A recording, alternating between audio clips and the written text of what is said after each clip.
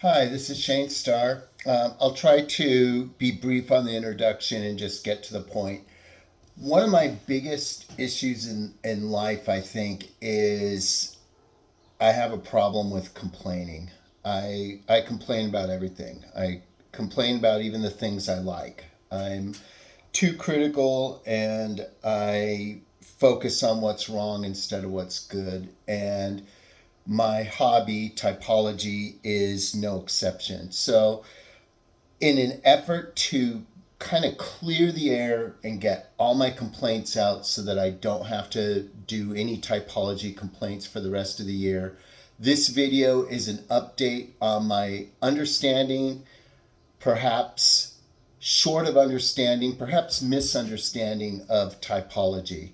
Like usual, I have a few notes just to make sure I don't forget anything. But this video is going to be about everything I think is wrong with typology as it stands, and hopefully I can have some suggestions on how to make it better that some of the more popular YouTubers can make happen in reality. So without further delay, let's go forward. I think in a lot of ways, typology resembles religion. And I've said this before, and I think that the biggest way in which they are similar is that you have an entire system based on faith, not blind faith. There are reasons for religion, just like there's reasons to suppose typology is true. But what gets at me and maybe some other people, especially people who are critical of religion, for instance, is within this whole sphere of that's based on faith, you have certain articles of truth that cannot be denied or even challenged. And you think, well, if the whole thing's based on faith, how can you make such a strong assertion within that sphere? So what I mean to say is, moving back to typology itself, the whole thing is a theory. It's not scientifically proven. Now, again, it's not blind faith. There are reasons, just like I think there's good, solid reasons to believe that the universe is an act of creation rather than a result of blind, random chance. There are reasons to suppose that things like functions, cognitive functions exist. There are reasons to believe that we can categorize people into 16 different types and so forth. The problem, like religion oftentimes, lies in the details. So within this theory, we hold to this strict rule that one cannot change his or her personality type. And I've seen several instances in real life with my own eyes and heard with my own ears and read about with my own cognitive powers, stories of people who have had a life-changing event change their personality, people who have had a religious conversion change their personality, and the most common of the three, people whose personality changes as they get older. I mean, how many people at 75 are going to have the same personality that they had at 15 or 20? Not many. I mean, we can pretty much predict what types of changes will occur in one's personality. And if we're going by traits especially, there's reason to believe that someone's personality type doesn't necessarily stay static their whole lives. Now, can it stay static? Absolutely. I'm not challenging that. I think many people's personalities are the same from birth to death.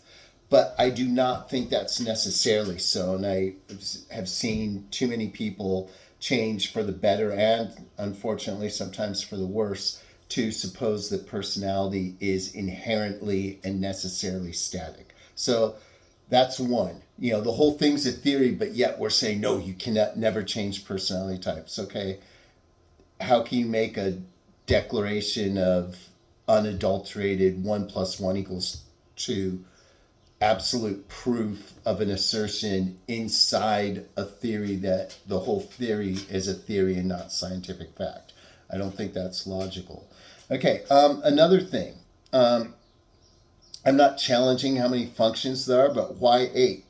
Why not 7 or 6? Why not 9 or 10? There are definitely other things besides feeling, thinking, intuition, and sensing, and introverted or extroversion versions of those functions. There are, like the big 5 has different things like conscientiousness as one, neuroticism as one. There are also, I have problems with the binary strengths and weaknesses of the functions, which is to say, the more feeling you have, then thinking goes down. The more thinking you have, feeling must go down. The more of a sensor you are, the less intuitive you must be, and vice versa. I wonder if that's really true. I bet someone like take the famous recently retired quarterback Tom Brady, multi-Super Bowl winner. I bet both his sensing as a professional athlete and his intuition is demonstrated by his understanding of the complexities inherent in the game of football.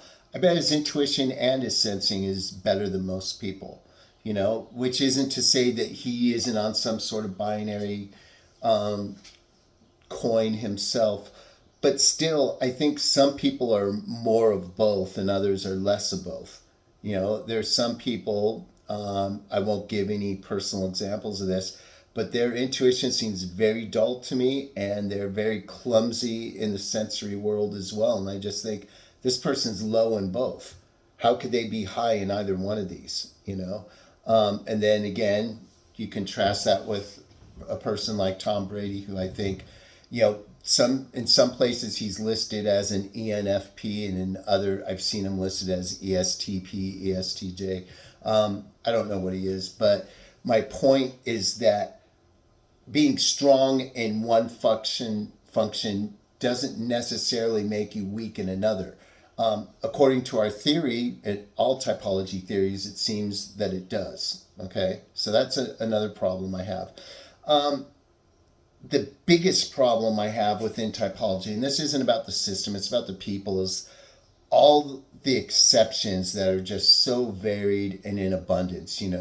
Well, I'm very socially introverted. Well, ESTJs and ENTJs can be socially introverted, but they're cognitively extroverted. Okay, whatever that means. And yes, I've read enough Jung and other theorists to know what they're talking about, but still it just seems weird.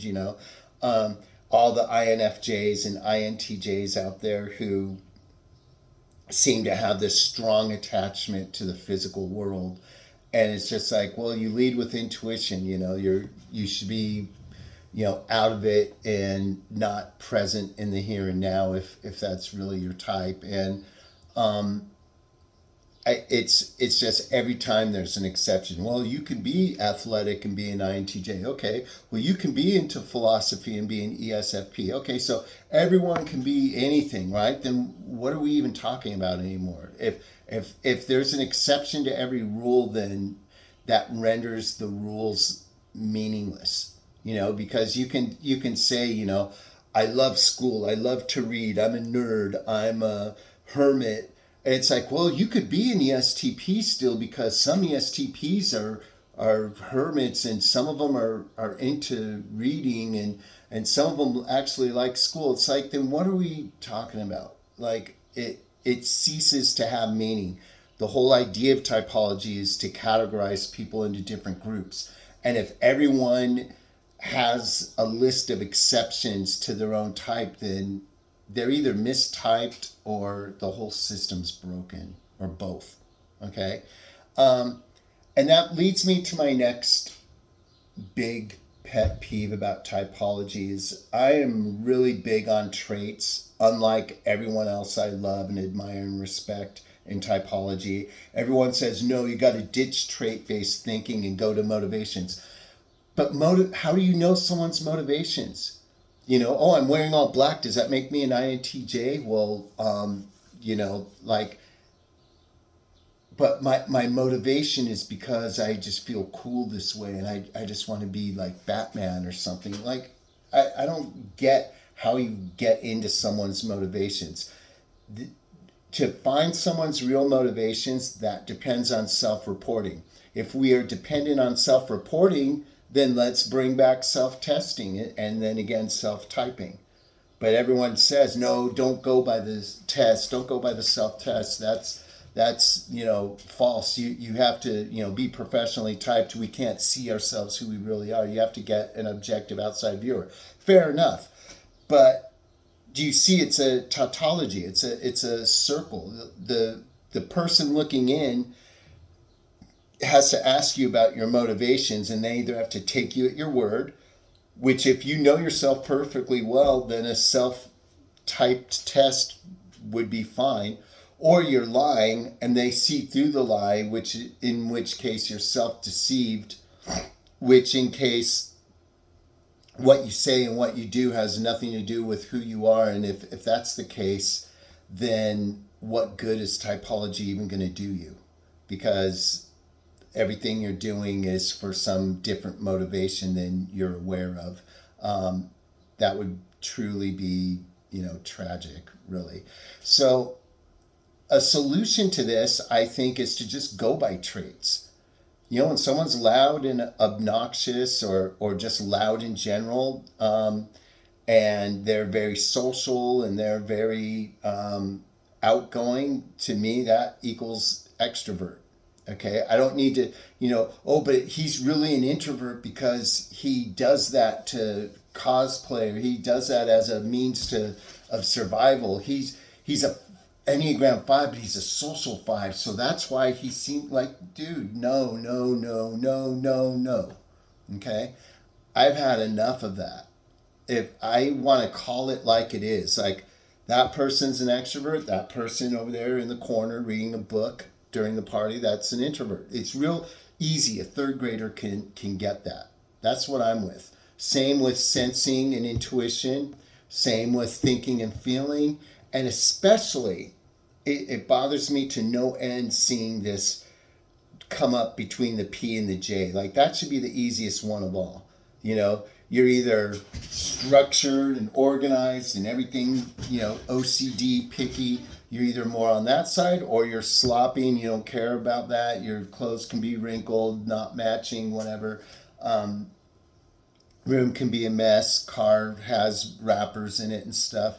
There's your P types, not on time, doesn't, take punctuality as seriously, has a lot of days off work, stuff like that.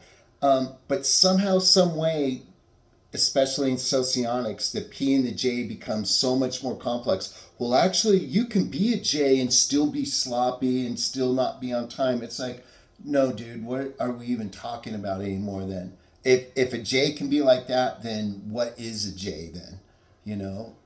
It stops making any sense. And then we're back to all these exceptions to the rule.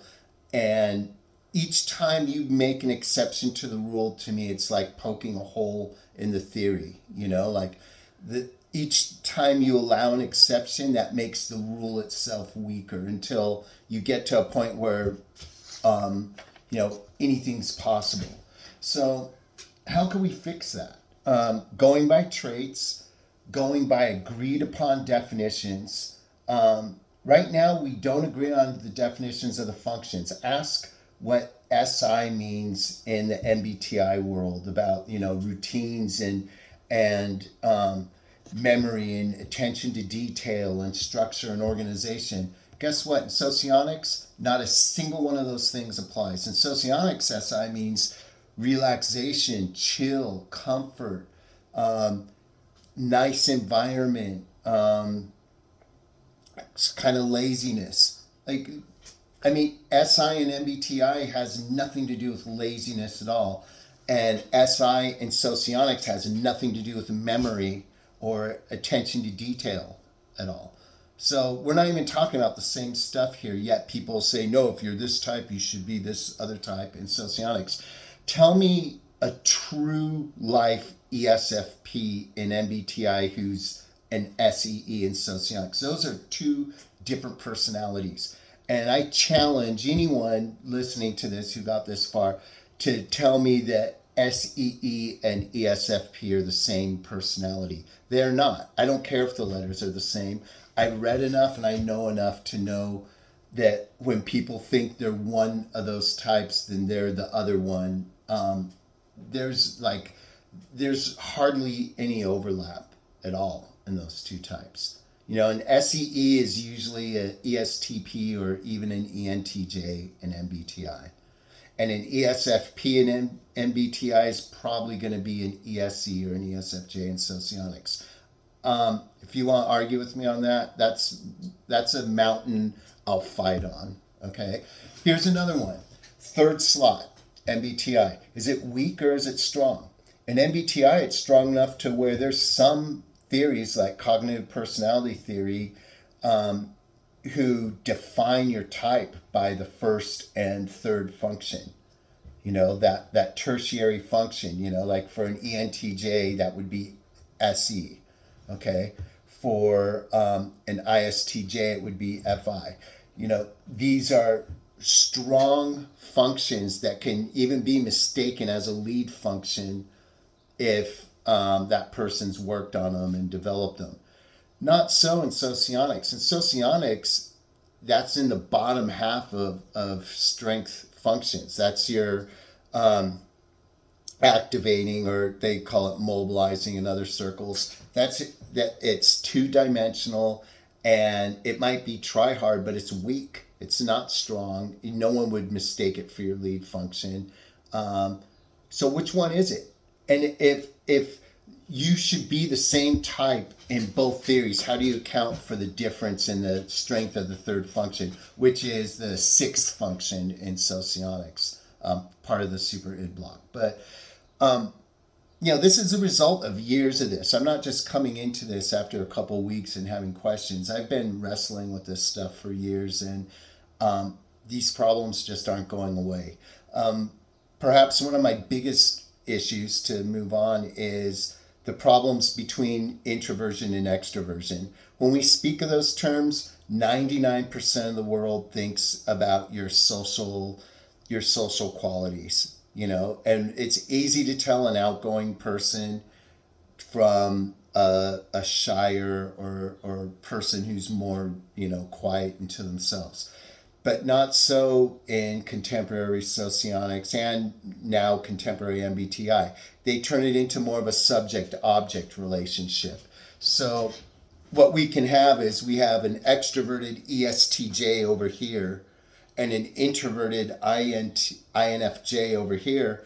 And socially, the INFJ is more extroverted than the ESTJ, but there's still an introvert and the ESTJ is an extrovert. Okay, go figure. This makes sense if you dig deep enough down the rabbit's hole in typology, but if we're trying to get respect in the scientific world and in the real world, it's stuff like this that just makes us look like we're circle jerking, like it makes correlations between systems impossible unless you shape shift your type and like switch like a unhealthy Enneagram 3. Well, I'm this in this way, but now in this circle I switch and I'm like over here. Like that's the only way you can do it. And then when we speaking of Enneagram, it should be simple. 9 types. You're 1 through 9. Pick which one and go with the biggest problem. That's what it was always based on. But now we have the different subtypes, social, self-preservation, sexual. So now that expands it to 27.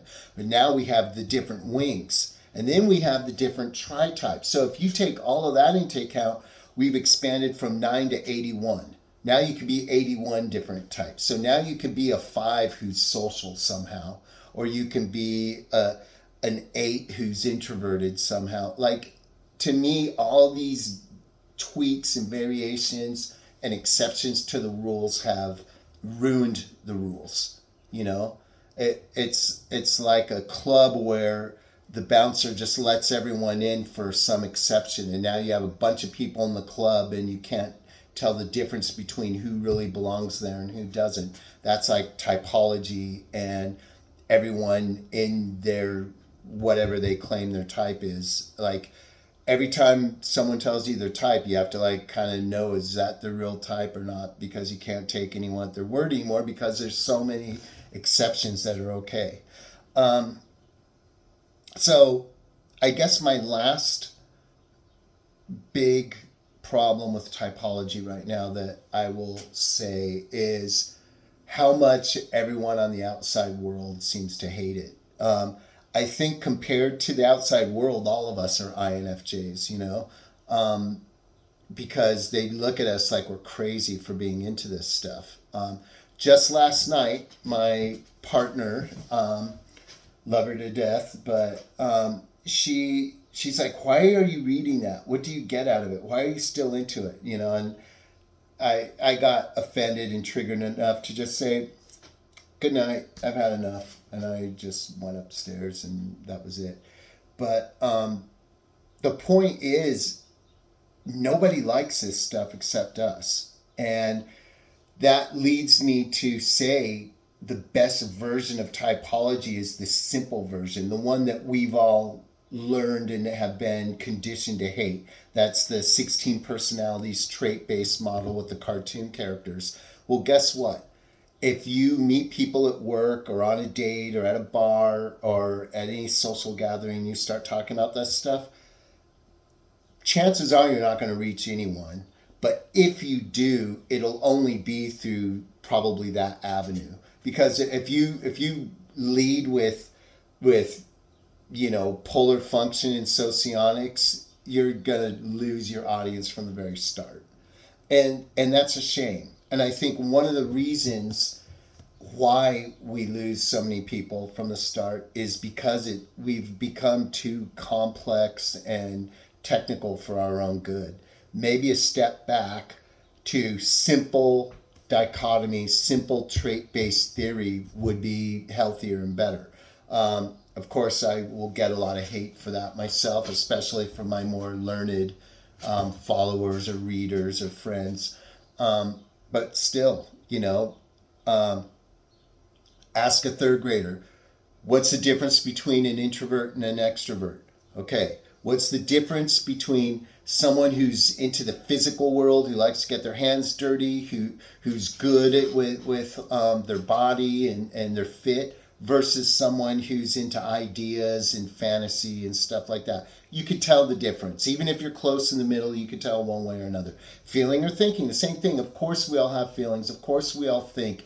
But you could tell which kinds of people lead with their feelings, make decisions based on others' feelings or their own feelings, versus people who will do what they think is the correct thing in spite of how they feel about it. You can make those decisions too. And then last but not least, the easiest coin of all, judging and perceiving. I've already gone through that. Are you organized, punctual, work before play? Do you care about the impeccability of your word, stuff like that? Or are you spontaneous, easygoing, free flow, don't care if your room or car or house is a mess or office space is cluttered? Those kind of things don't matter to you, then you're a P. That is the model that I think works the best, because that's something that we can all relate to, and that's something that we can all agree on. It's the deeper we go, the murkier the water gets, and that's the trouble with typology. So that's all I have for today. I took too long to say all this, but hopefully I got it all out like a cleansing, and I'm going to try to make good on my word to not complain anymore for the rest of this year at least. I'll do my best. All right. That's it. Have a good one.